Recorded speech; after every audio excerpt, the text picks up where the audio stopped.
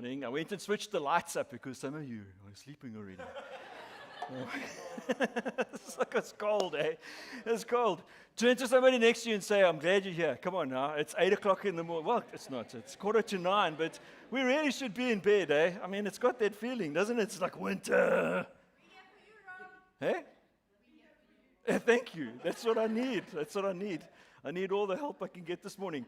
I asked the Lord for a message this morning. I'm like, please, Lord, that's the whole week. And he decided to rather not give me a message. He said, I'm going to work on your attitude. So it's been a long week.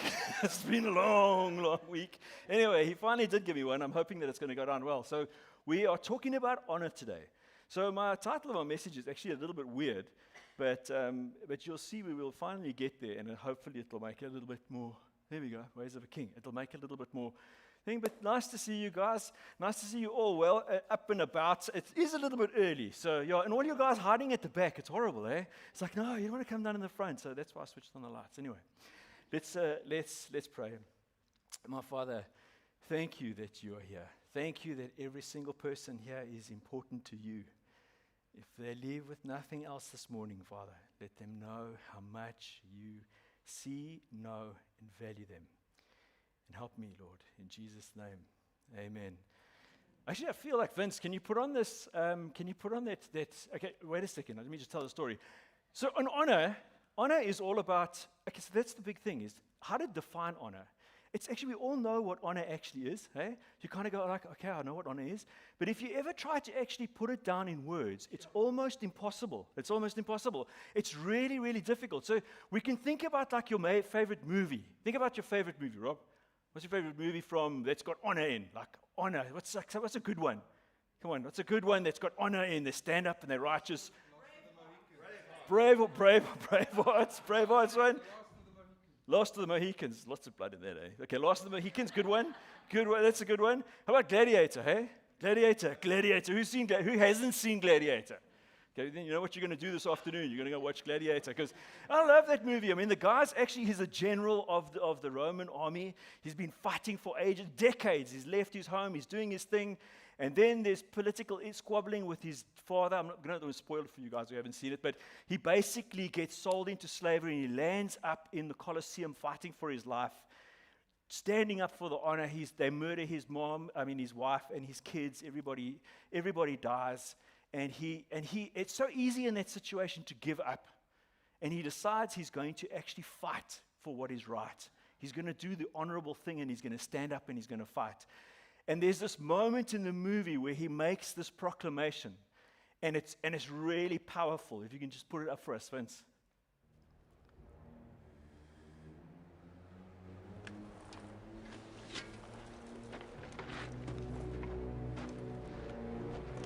My name is Maximus Decimus Meridius, commander of the armies of the North, general of the Felix Legions, loyal servant to the true emperor, Marcus Aurelius, father to a murdered son, husband to a murdered wife, and I will have my vengeance in this life or the next.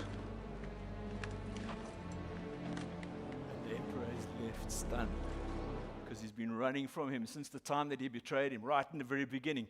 It's a really powerful message, and it's become a bit of a meme, hey? Have you seen the meme on Instagram? Do you want to play the next one, Vince? So they take this really lovely, deep kind of like honor. See if it comes up. My name is Maximus Decimus Meridius. My name is Jeff. Let's play it again for us. Because if you go and look, there's a lot of this stuff. It's like really, really bad. My name is Maximus Decimus Meridius. My name is Jeff. And there's a whole lot of different dogs. Anyway, you can go and have a look. But the thing for me is that it's indicative kind of where we are as a society, isn't it? It's like, where has all of our honor gone? I mean, it's one of those really, really weird things. So I actually, at the end of it, I turned to AI to go and have, like we all do, like when you're stuck, you don't know what the answer is. What is honor? And it says, honor is the alignment of personal integrity with actions represented high morals, character, honesty, and respect. It is added weight to others by esteeming them, acting in accordance with principles rather than popular opinion, and upholding commitments often when difficult. And I mulled about that for a while, thought about it, and then I prayed. And I said, Lord, what is it? And he gave me one line. Honor is doing the right thing when it's difficult. Honor is doing the right thing when it is difficult. And then we honor the people that do that. We lift them up and we say, this is it, no matter where you are, what you are. And we all have the ability to do it. And the funny thing is that honor actually originated way back. It's like a royal thing. It's a kingly thing. It started in the monarchy way, long time ago. So they used to actually, it was part of the feudal system where they used to have a whole lot of bunch of people together. And then the king would say, okay, if you go into battle, Craig, and you go and do this, I'm going to knight you. You're going to become Sir Craig. Say, Sir Craig. So everybody, when you walk around, they will know that you are Sir Craig. And in fact, you're going to call me Your Majesty. Okay? Your Majesty or Your Royal Highness. Okay? And there would be earls, and there would be all those dames and marquises and whatever it is, all the weird things.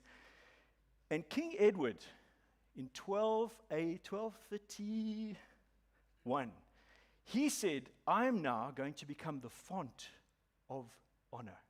I'm the font of honor. I am the one that where honor is going to come, all honor is going to come through me. So that's basically what he's saying. I'm the one who bestows the honor on you. So when people know that you're walking around, then Craig's walking around, he's Sir Craig. And people will call, when they call him, they'll say, Your honor. They're not talking about his honor, they're talking about my honor. So he declared himself as the font of honor. Okay? Does it make sense? I'm the font of honor. I will bestow honor on you. So when you walk around, people will know that not only are you honoring, you reflect my honor. Okay? Does it make sense? You see where this is going? Hey? Okay, so that's what they basically did. And they're long. So honor and royalty are deeply intertwined concepts, primarily because monarchs are historically viewed as the physical embodiment of a nation's values, prestige, and power. This dynamic connection manifests across several distinct cultural, legal, and historical frameworks. So that whole thing about honoring people, and you think about people that they have. How many of you guys watch David Attenborough? Eh? Amazing man. Just a nice guy. Eh? Do you know that he's been knighted? Twice. 1985, he was knighted for his work with the BBC and running Channel 2 or whatever it was, but primarily because of the work that he did through nature. And then in 2022, he was knighted a second time because he recognized all the climate change and everything else like that. So they honored him a second time. So Sir, and he celebrated his 100th birthday, I think on Wednesday. Hey, was it Wednesday, Thursday? Somewhere around 100th birthday. He's still walking around. Isn't it amazing that a man like that can... So honor is deeply ingrained, even still. We like to look for it, but we actually don't quite know how to kind of qualify it. It's one of those really strange things that we look for in people, even in our churches and everything else. And honor is deeply ingrained in all of our legal system. So if you say something against me, Sharon, and I don't like you, I can sue you for defamation. Hey? Why? Because you're impugning my name. Isn't it? So that's the... Can I steal your water, Trev? Come on. Thanks. Thanks. I'll get you another one for the next one. Thanks. Yeah. So you can... It's used in that situation as well, where you call the judge your honor or your ladyship. My lady. And heaven help you if you don't. Okay, I've got a high court case at the moment in the court to do with my late father's estate that's been dragging on for almost 20 years. It's an absolute nightmare, but they do everything. The air conditioners don't work, okay? But you will address her as my lady. You will. Because it's deeply rooted not only in that, but it's also deeply rooted in our parliamentary system. The honorable member, okay? Some of the guys, I mean... And that's why they were trying to avoid going to prison, because the moment that you have a prison, don't laugh, honey, you're making me feel bad. Okay, so the moment you have a criminal record against you, you go to jail. You can't be a member of parliament. You can't be a member of parliament. So that's why Malema's case with the firing of the gun, it's a stupid little case. It's maybe something that maybe even you or I might have done because we don't really know the laws. You should have known. It was reckless. Should go to jail. should go to jail. Once he goes to jail, he cannot become a member of parliament, let alone president or anything else. So honor is deeply rooted in our culture, in our churches, in our legal system, everywhere. And in case you think that it's something that is not biblical, Jesus actually also speaks about it as well. He says in Luke 14, verse 8, when someone invites you to a wedding feast, do not take the place of honor. See, so there's different places in Jesus' thinking too that have different places of honor. So he says, let's keep going. For a person more distinguished than you may be invited. If so, the host who invited both of you will then come and say to you, give this person your seat. Then humiliated, you will have to take the place of least importance. But when you're invited, take the lowest place, so that when your host comes, he can say to you, friend, move up to a better place. Then you will be honored in the presence of all the other guests. For all those who exalt themselves will be humbled, and those who humble themselves will be exalted. And you humble yourself inside of the Lord, you give him an opportunity to lift you up. The last will be first, and the first will be last. We say that, but do we believe it? In traffic, it's different, hey? It's different, Or if you go to the Lindstrom's house and you're playing Catan, or the Strouds, never go to the Strouds' house and play Catan. You will leave with the spleen missing or something. It's just Basil's highly competitive. I just am not. I'm like, some people are like that. Andrew is as well. I'm just like, as soon as it starts to get heated, I go like, okay. But last will be first, and the first will be last. And we say it, but we don't really believe it. But every now and again, the Lord said to me, I will give you an opportunity to be last. I will give you an opportunity, because when I ask you to take a last place, I will then elevate you to a place where I want you to be first. So when somebody cuts in front of you in traffic, go like, this is an opportunity for the Lord to get me there on time, because he will do it. He will. He will do it.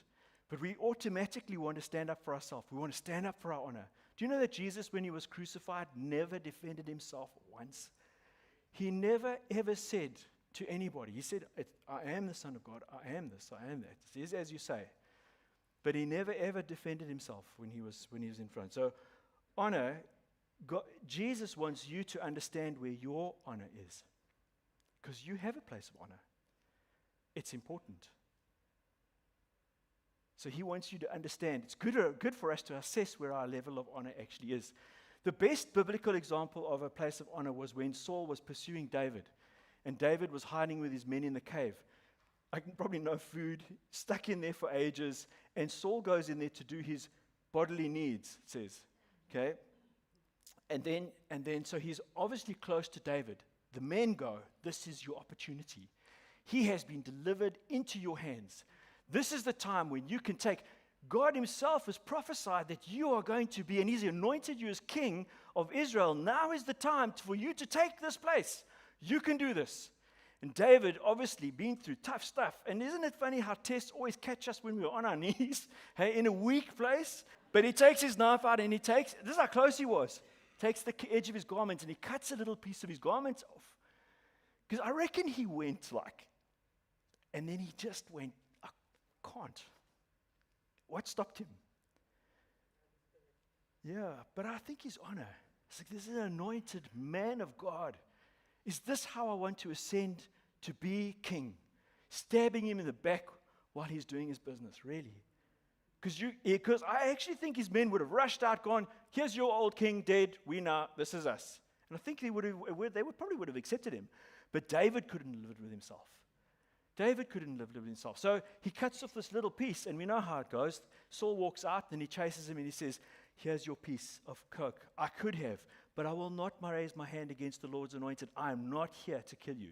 And from that time on, he stopped pursuing him. So it ended that. And then Saul later died. Okay. When Saul was first anointed as king, Israel was run by judges. Okay? So the judges ran everything. And then the Israelites went, we actually like this king thing. Because if you look at the nations around us, they've all got kings. We don't have anybody that we can actually honor as a king, forgetting about God, who actually was their king. And so they say, we want a king. So then Saul said, against, Lord, they want a king. So the Lord said, okay, let's give them a king. and he anoints Saul as king. And then Samuel, it says in 1 Samuel chapter 2, verse 25, then Samuel explained to the people the behavior of royalty and wrote it in a book and laid it up before the Lord. So Samuel traveled to there to say, this is how royalty behaves. This is how royalty behaves. Can I tell you a really dirty secret of mine? Really shameful? I like Downton Abbey. You watch Downton Abbey? Who watches Downton Abbey? All the ladies, good on you. Which guys like Downton Abbey here? Oh, thank you, my man. Thank you. I'm at least not alone. I thought I'm the only. If you've never, it's really is cheesy. But what I like about it is they are respectful to one another. They honor them. Even the servants. And so it's about the lives of the servants in this great manor, this English manor, and he's an earl. And so his wife is my lady, countess, whatever it is. And there is this honor in their relationships. They refer to one another in this way. They are respectful. They give each other room to move, and they have very rigid ways of dealing with one another. So there is almost this royal way that they go about. But our problem is, we know we have been called, we are heirs and kings of the Lord. Okay? So it says here in 1 Peter 2 verse 9, but you are a chosen people, a royal priesthood, a holy nation, God's special possession, that you may declare the praises of him who called you out of darkness into this wonderful light. For you are a chosen people, a holy nation, a royal priesthood. You are a royal priesthood. You. Not anybody, not the guy sitting next to you. You are a royal priesthood. You are royalty. God is the King of kings. If you've given your life to the Lord, he sees you like that son running back, takes the ring off, gives him a ring, cloaks you with honor. He says, you are mine. You're mine. I love you. You are royalty. You need to learn the ways of royalty. There are a couple of things that you have to understand critically as a Christian. One, you're adopted. You're adopted into as a son or a daughter of the King. If you don't feel like you have been adopted, you will remain a spiritual orphan all your life. I think one of our biggest things that we do when we do our freedom prayer is getting people to understand how God sees them. And that's why I love it. It's because I look at this guy and I go like, well, man, I don't know. Hey? And I'll feel the Lord go like, I have waited for him. I have been with him through every struggle, through every tear, through every hopeless thing, every sin that he's done. I have been with him, and I've been waiting for him. He's mine. That is the spirit of adoption. And there is nothing like it. If you don't know who your father is, your father, it's the first thing that you got to do.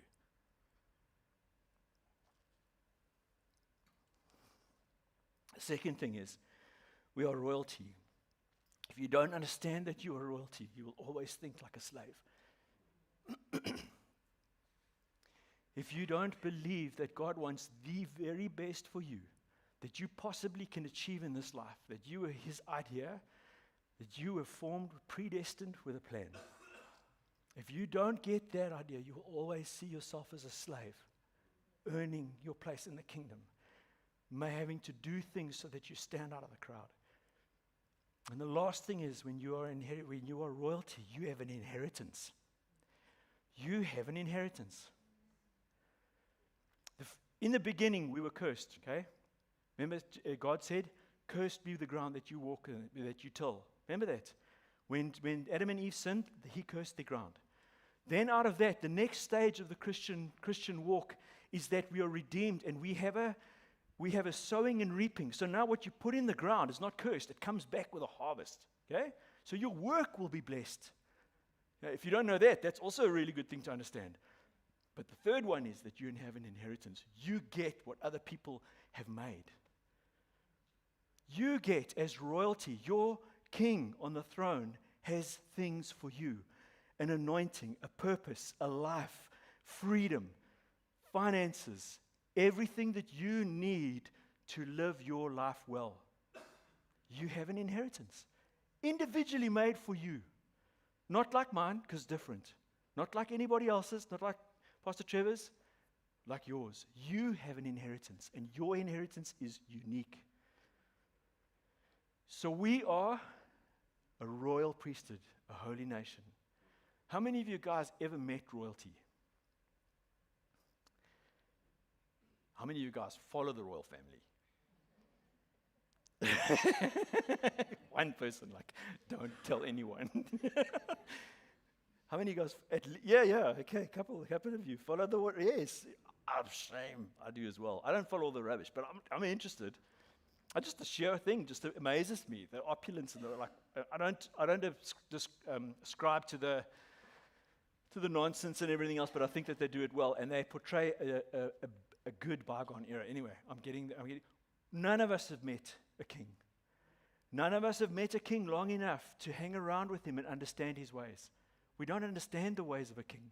We don't know what it's like to bestow titles on people, to bestow properties, to bestow businesses or armies or anything else. We don't know what that's like. We don't know what negotiations look like. We don't know how to deal in difficult situations when the country's future is at hand. We don't. But we know somebody who is the King of Kings. He's the King of Kings. And he's so very keen to teach you his royal ways. So this is me. You guys can come up with a whole lot of extra things. I'm sure that you're going to. He is the King of the universe. He is the King of Kings. He is holy. He is made of love, and righteousness and justice are the foundation of his throne. Come on, what else you got? Hey, how magnificent is our Father? How magnificent. There is nothing like him. There is no one like him. He is absolutely holy, and he absolutely loves you. That's who he is. And because of who he is, he does the following. He is not critical, crass, quick to point out my failing, making jokes at my expense. He listens well and waits for me to present my case. He never sleeps. He never grows weary. He speaks with total authority, and his words are life. When he asks me questions, he asks them not to know the answer, but so that I may know the answer. He is gentle and he's kind, and a flickering flame he will not extinguish. He answers not what I want, but what I need. He is a good, good Father, and he honors his word. Those are the ways of a king. Those are the ways of honor. He chose you. He honored you in your mess. When you were broken and you didn't know what to do, he could quite easily have gone, "Yes, man, you're on your own. You brought this on yourself." But he honored you and approached you like a man or a woman and went, "I will make a covenant with you. I will treat you with honor. If you choose to do and follow me, give your life to me, I will make your life more than you ever thought possible. You honor me, and I will honor you." And he does. God honors you. And so he asks us to reflect that. You see, when you honor people, we like to honor people because we go, "I'm honoring him because he's a good athlete. I'm honoring him because he's wealthy. I'm honoring him because he's got a talent that nobody else has. I'm honoring him because he's a good speaker. I'm honoring him." We have all these ideas. Certain people in our idea deserve honor. But you know what the truth is? You know why we honor people? Because we're honorable. We are honorable people. We have a king who says, "You are honorable. You reflect me well. I want you to behave with honor." When you get to the traffic light and there's somebody there that doesn't look like you, and you have every right to say, "Don't touch my car," I want you to behave with honor. When there's a person behind the counter that's serving you at Checkers or whatever it is, doesn't look anything like you, and is actually doesn't like you, I want you to behave with honor. You know why? Because I behave like that with you. Sorry, I don't know what's happening to my voice. We don't treat other people with honor because they deserve it. That's how the world views it. That's how the kings did it. That's how the royalty, that's how the world system looks. We treat people with honor because we are honorable. We are honorable because our king honors us and asks us to be. He is the font of honor. And he bestows it on you. He says, you are royalty. Behave like it. And when you honor people, you invite the Lord into that situation. Because suddenly, conflict goes from to you honor one another. I give you space to talk, okay? Talk. Let's talk. No condemnation. I honor you with the time. I honor you with listening. I honor you to listen. And now you're going to honor me. And we deal with conflict that way. When that happens, God enters the room. When you're pointing fingers at each other, he goes, ooh. It's going to get bad.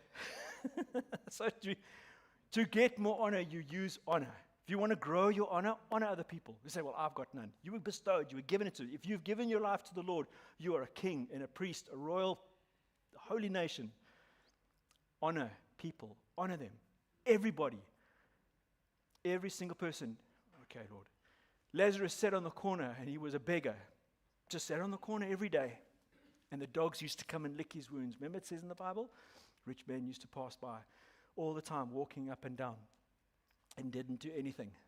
And then he died, went to heaven.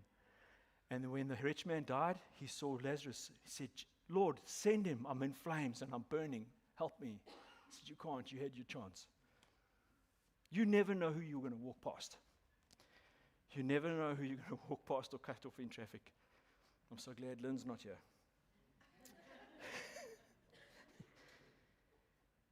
There's one thing in Exodus chapter 20. It says, honor your father and mother, that your days may be long, and honor your father and mother, that your days may be long upon the land which the Lord has given you. It's a commandment. Honor your father and mother, that you may live a long life. That you may live a long life. In other words, if you don't honor your father and mother, you can read into it. Honor your father and mother, that you may have a long life. Romans 12 verse 10 says, be kindly affectionate to one another with brotherly love. In honor, giving preference to one another, not lagging in diligence, fervent in spirit, serving the Lord. And I just asked the music team to come up. We're basically done. So here's the big thing. If you are honoring somebody, it doesn't mean that you have to agree with them. We can honor one another. You can honor your mother and father, but you don't have to agree with everything. And it's quite a big thing for somebody who's young. And you're growing up and mom and dad can be a little bit strange, or they're fighting constantly. You can honor them. Say, I honor you, but I'm not going to do and agree with everything that you do. By obeying when you're a child in their house, it is a good thing, except when it oversteps the Lord's boundaries. And especially in an abusive situation, it's actually a really, really difficult thing to do. It's really difficult to honor somebody when you actually feel abused by them or used by them or misunderstood by them. And I think for us, we all have issues with our parents. We all get to a place where you go, what happened to the reason chip that if you remove that from your head? Sometimes parents can do the strangest things. I've done them to my own kids. I've made mistakes. And they've honored me even in my mistakes. Because when you honor somebody in your mistakes, you release the Lord to uphold your place. And that's the important thing.